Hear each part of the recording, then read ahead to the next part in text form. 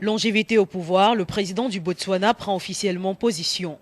Ian Khama condamne fermement cette attitude qu'il qualifie d'égoïste.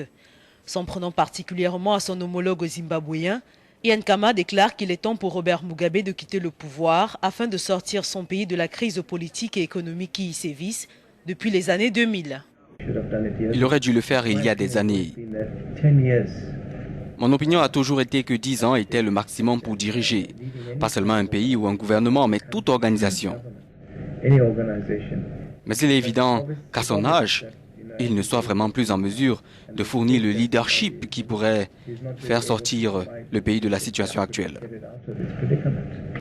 Il est le seul président africain à avoir clairement pris position contre le président Mugabe depuis le début des manifestations sociales au Zimbabwe. Selon lui, Robert Mugabe n'est plus l'homme de la situation. Des déclarations susceptibles de soulever la colère du parti au pouvoir au Zimbabwe, la ZANU-PF, qui connaît actuellement des querelles du fait de l'annonce de Robert Mugabe de se représenter en 2018. Autre personnalité indexée, Omar Hassan el-Béchir du Soudan, actuellement sous le coup d'un arrêt international émis par la Cour pénale internationale. Nous avons été surpris de voir Béchir entrer et sortir de l'Afrique du Sud, qui est signataire du statut de Rome.